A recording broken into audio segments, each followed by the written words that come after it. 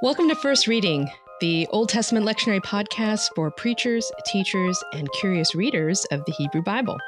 I'm Rosy, PhD candidate in Hebrew Bible at Emory University. And I am Paul Essa, a PhD student in Hebrew Bible at Yale University. Our co-hosts Rachel Wren and Tim McNinch are off this week. So, Rosy, that puts you in the hot seat for this week, the fifth Sunday of Pentecost, July 2nd, 2023. If you are following along with this summer, we have been navigating through the RCL's semi-continuous strand of readings, which brings us to Genesis 22, 1 through 14, the binding of Isaac. Oops. Tough one. That's right, Paul. We are going for the jugular this week in many ways, as we'll explain. And just as a preliminary word here for preachers who are deciding which text to preach from, as is the case throughout Ordinary Time, the Revised Common Lectionary offers two different sets of Hebrew Bible readings throughout the season following Pentecost, otherwise known as Ordinary Time.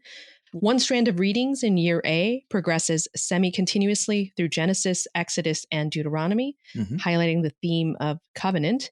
And the other strand of readings is related thematically or is complementary to the gospel lections for those dates. For what it's worth, I've said that I think the semi-continuous strand of readings for Year A, which walk us through this theme of covenant, supports a broader preaching task in Year A's lectionary, which brings the congregation through the Gospel of Matthew.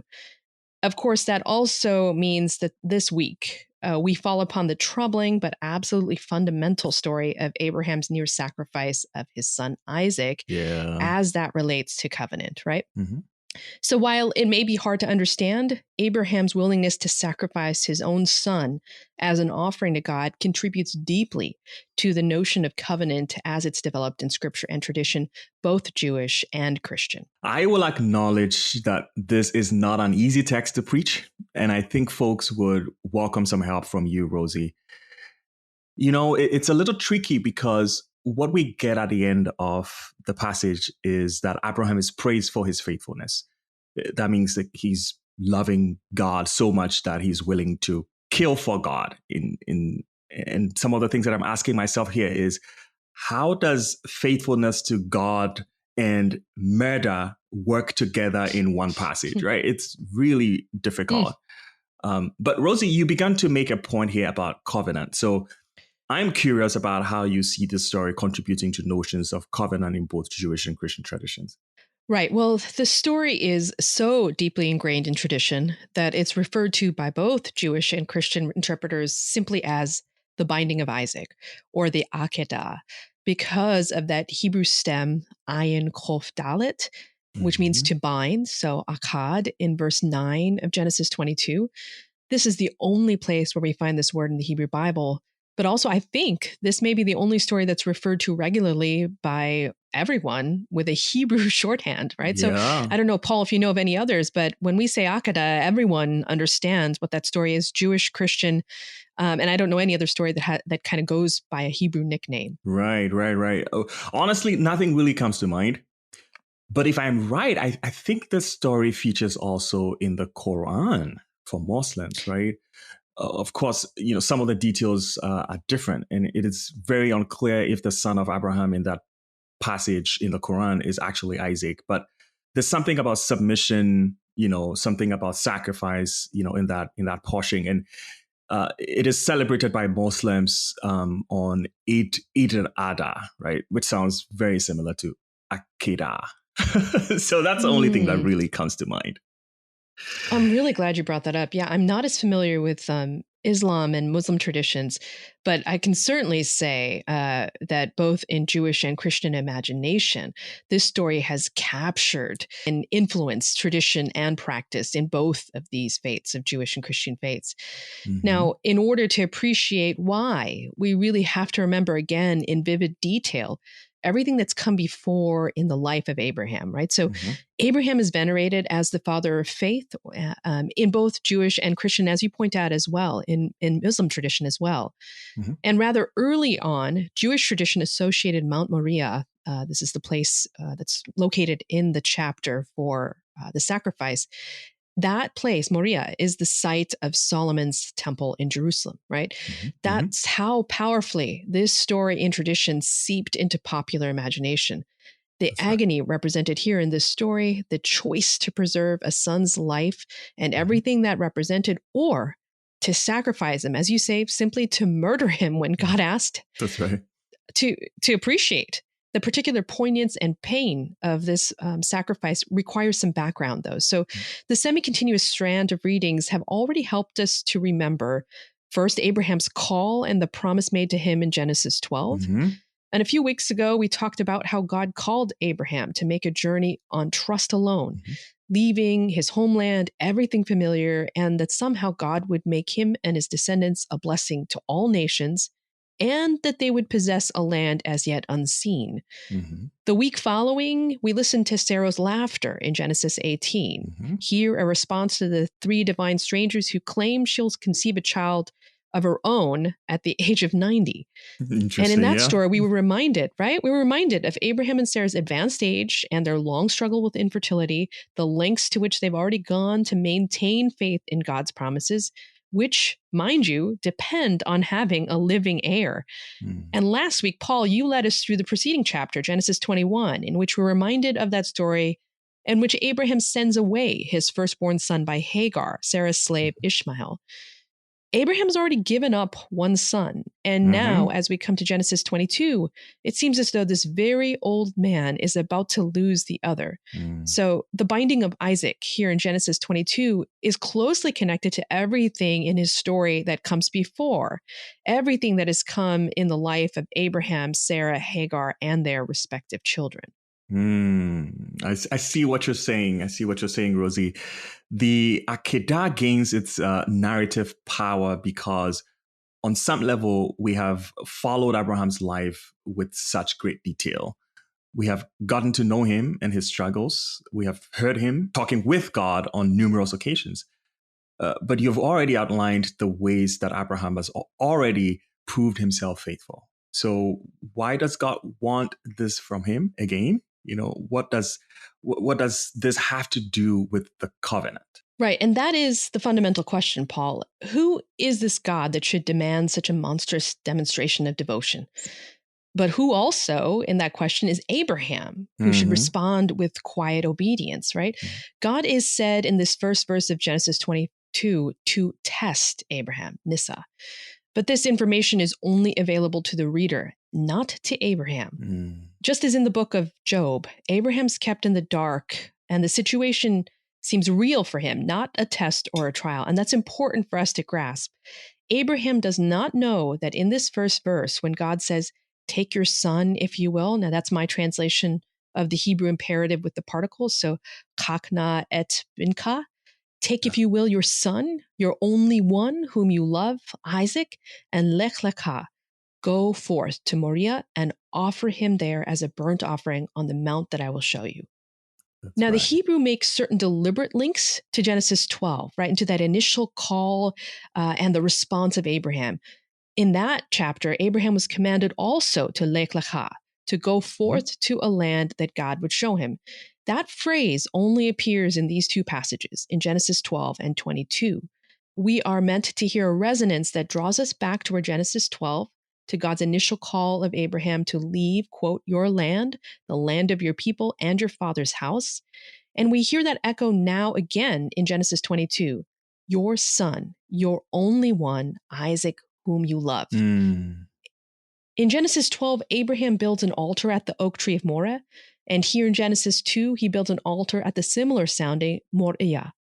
What we have here is a careful crafting of these two events as bookends in the life of Abraham. So with the initial call of Abraham in Genesis 12, God commanded him to leave everything he'd ever known, everything familiar and dear, and follow God to a land unknown, to trust God and God's promises. Here in Genesis 22, again, God asks Abraham to leave his son Isaac on an altar, to abandon the hope of descendants through him, to sacrifice this dearly loved child and the promises he made possible, to trust God somehow to make it right, to keep his side of the covenant, even though this was the same God that had made all those promises in the first place. Yeah. Relationship with God is a little complex in the Hebrew Bible. To say the least, right? Yeah. Right. And we might remember that, like Job, God had blessed Abraham, right? He had become rich, powerful, and influential. The only thing that he lacked was a son, a heir, right? And with Isaac, there was hope. The test that God devises goes right for that hope, that single only hope that he had, and forces Abraham toward an unthinkable choice. It is one that holds us in horror and fascination to this day. I think horror is the right word, and the narrative details heighten our sense of dread and suspense in the story. What will happen? How far will God take this test? Mm-hmm. And we're not privy to what was in Abraham's heart or Isaac's heart, but there is no outward resistance from Abraham, no protest, no hesitation. Yeah. Yeah. It is strange that Abraham doesn't protest, because I can imagine a lot of us would. I would, right? This is the same man who in Genesis 18, when God condemns the cities of Sodom and Gomorrah, batters with God to save them. People Abraham did not even know. Abraham edges God down from 50 to 40 to 30 until he finally gets God to agree not to destroy the city if 10 righteous persons could be found within it. But here, he does not even attempt to negotiate. That's right. That's strictly obeys. Yeah. So in verse 3, right, it says just simply early the next morning, Abraham sets out from Beersheba with his son, his 2 slaves, and a donkey saddled with the wood for that sacrifice. They walk for 3 days, and Abraham is said to lift his eyes and he can see Moriah from afar. Now, I can only imagine the dread and agony that Abraham must have felt as they neared their destination. Mm. Abraham orders his slaves to wait while he and Isaac go up to worship. Abraham puts the wood for the offering onto Isaac's back, and he himself carries the fire and the knife.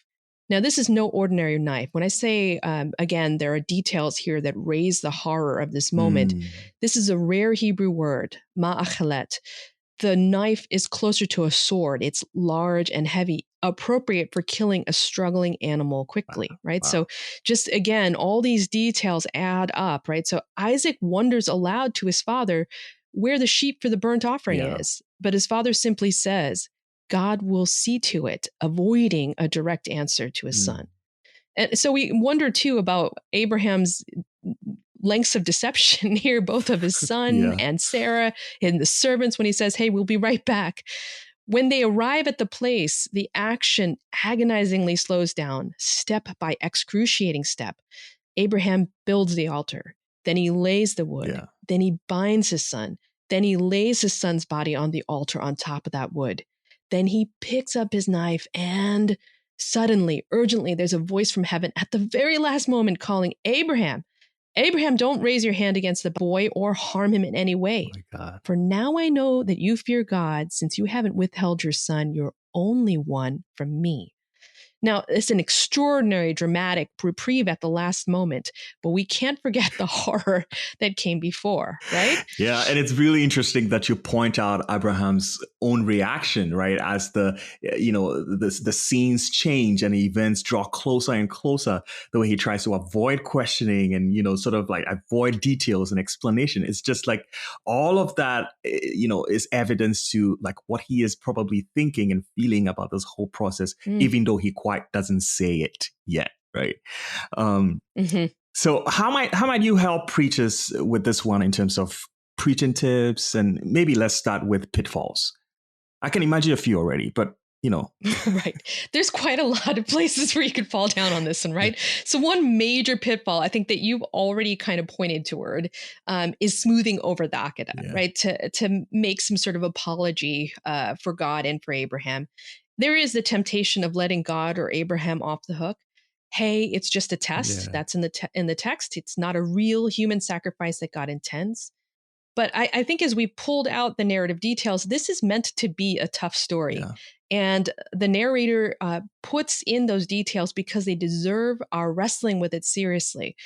And for a while, I think interpreters attempted to frame it, in a religious history as a turning point, perhaps, that the Akedah marks a transition from human sacrifice to animal sacrifice, or that it somehow shows that Yahweh is different, better than the so-called pagan gods of the surrounding peoples. Yeah. But we've got plenty of examples of animal sacrifice as the biblical norm before this Mm-hmm. point, right? So I think the argument doesn't hold water in the biblical tradition. Cain and Abel's story includes animal sacrifice, as does the end of the flood story when Noah offers an animal sacrifices that Mm-hmm. pleases the Lord. Mm-hmm. In this story, Isaac also clearly has participated in ritual animal sacrifice before, and he seems ignorant of the possibility of human sacrifice as a practice. His question in verse 27 notes that Abraham has the fire, the knife, and the wood, but he wonders where the sheep might be. So he's familiar with the normal equipment for worship of this sort. He doesn't imagine yet that he might be the one that ends on the altar. Mm-hmm. So while God ultimately doesn't demand Isaac's sacrifice, God still approves of Abraham's willingness That's to right. offer up his Yeah. son. Mm-hmm. You said that right at the top, Mm-hmm. right? This is commendable to God, and that's something we should contend with. The story gets tidied up. Some of the horror gets cleaned up because it seems to end well, but that does the story a disservice. I wonder how Abraham and Isaac's relationship changed in that Mm-hmm. moment. What did Isaac see in his father's eyes as he was being bound and lifted up onto that altar wood? Did Isaac feel betrayed by his Mm-hmm. father? Is there any recovery from a moment like this? Can you imagine the aftermath? Mm-hmm. Abraham untying his son after the angel's reprieve, helping him off the altar? Can you imagine the two of them as they prepared the ram to be sacrificed as a substitution Mm-hmm. on that same altar? What kind of worship takes place in the wake of the Akedah? Does that confuse you as much as it does me? What about Sarah? I have questions Oh, about yeah. that. At the start of the next Mm-hmm. chapter, Genesis 23, Sarah's not living in Beersheba with Abraham. She dies in Hebron, about 20 miles away. And the circumstances for the distance are not explained. And I don't see any commentators really picking up on this. But after what Abraham had nearly done to their son, I can't imagine how the two of them went about with things as normal. Mm-hmm. It seems as though there might have been a distance from this point. I can't say for certain, but I suspect that things could not be the same. Preachers, I'm asking, don't fall for the pitfall. Don't clean up the raw edges of the Mm-hmm. story. If I can make one plea from the pews, the story is so gripping because it is unfathomable for us as normal That's right. people. It can't be explained away, but it can be opened up to our view. Yeah. Paul, are there any other pitfalls that you want to lift up too? I think there's something to be said about obedience and what obedience is, right? It's very easy to look at this text and read obedience as, oh, this is the thing that you do without thinking and questioning. Of course, we don't see the, verbal protest of Abraham, but I'm sure there was some kind of resistance, even if it is internally, right? And I think that there's something that this text allows us to do with what obedience is and what obedience is not, because it's very easy to look at this text and define obedience as like the silencing tool. This is what you have to do without questioning. This is how you should think about obedience, and not necessarily like ask questions or overthink things and say that, oh yeah, Abraham did so, and Abraham's level of obedience is the kind of obedience that we all should be looking out for.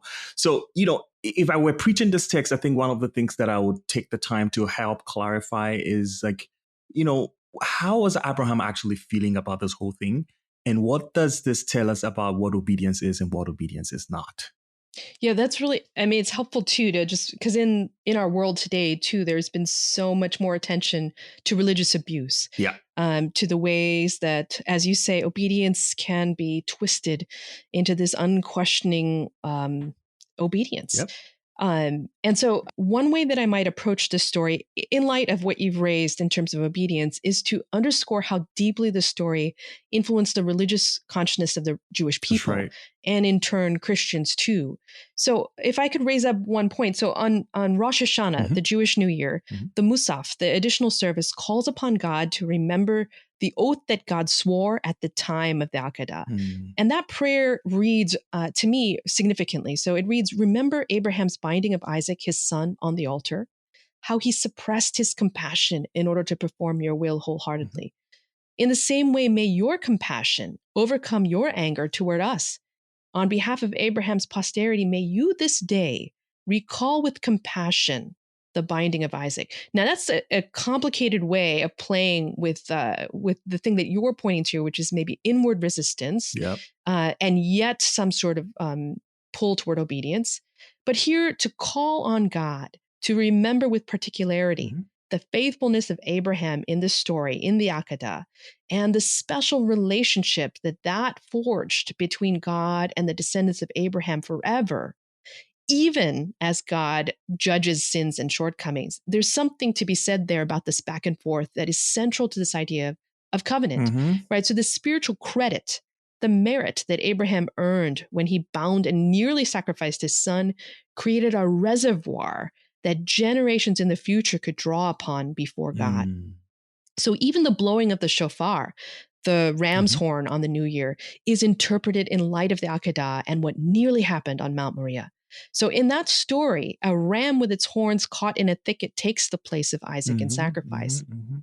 This is how powerful and enduring the binding of Isaac became. It forms the basis for prayer, the blowing of that shofar, the psalms that lament, that complain bitterly about God who has forgotten, who has abandoned, who has not held up God's side of the covenant. So Psalm 13, the psalm for this week, this Sunday, it howls, "How long, O Lord, will you forget me? How long will you hide your face from me?" Those prayers can be uttered with such intensity because they draw upon the memory of the Akedah, a sense of the covenant, the acts of faith and loyalty, not just on God's part, but on the Jewish people's part as well. So Israel, Abraham's descendants, and God, they are covenanted together in a relationship that is sealed by events like the Akedah, alongside other events of faith that are recounted in the Bible by fathers and mothers of faith, and not recounted in the Bible. They're just told.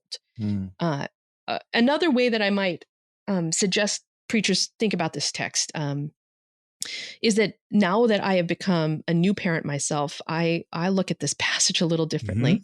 As horrified as I remain by the choice that Abraham made, I find a challenging message here for me personally.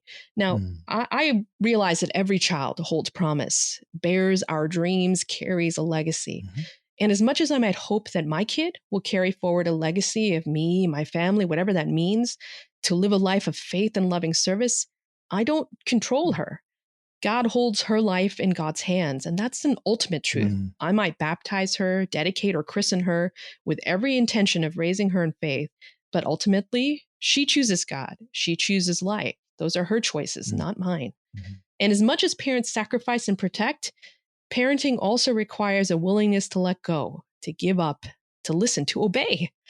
In the end, we don't hold our children's lives, their legacies, their futures in our hands. That belongs to God, and it always has. So Abraham's willingness speaks to me.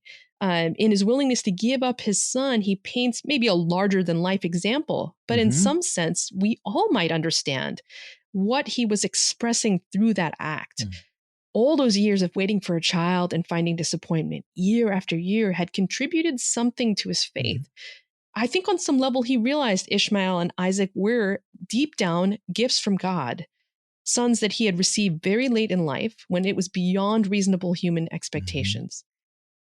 These two sons, they were gifts of God. So when God asked Abraham to let each one go, he could, by trusting God to see to it, as he names this very space. Ishmael in Genesis 21, and then Isaac in Genesis 22, Abraham lets them go, trusting somehow that God will fulfill the covenant, even if he couldn't see it clearly. So I'd invite preachers to really reflect on what it means to call Abraham a father of our faith, painful and difficult as that might be, right? So both in terms of his obedience, the horrifying consequences of that obedience, and then also the possibility of that kind of obedience. What does that open up to us as people of faith? So what about you, Paul? Is there anything you want to raise up as a preaching angle? I couldn't say it any better than you have, like you making the connection between parenting, letting go versus the things that we have control over. I think that is like deeply profound. And I think that there's something also to be said about, our ability to give off the only gifts, the only precious gifts that we wait so long for God to give to us, right? There's something to be said about that. Our willingness and ability to be able to let go those things even if God requires us to. I think that speaks of how much we trust, how much we are willing to give off, how much we are willing to sacrifice for the sake of our own faith and relationship with God. And I think that's a profound, faith statement that preachers might take advantage of and expound a little bit on that to see how other members in their congregations can learn from this action that we see in Abraham's life. Well, folks, we could probably keep on talking all day about this. This is really interesting stuff, but let's leave it right here. Thank you for helping us through this passage, Rosy. You're welcome. Friends, we hope you found something helpful in our discussion today. Remember, you can find an episode on nearly every passage in the lectionary by using our search box on our website, firstreadingpodcast.com. While you are there, take a look at our mesh and make a donation to help keep this podcast going. And a big thank you to you, everyone who has already made a donation. Subscribe wherever you get your podcast. And if you found this episode or this podcast helpful, leave us a review on our Apple or Spotify or wherever you find us. Until next time, my name is Paul Essa. And I'm Rosy Candithel. Have a great week. Yay. Yay.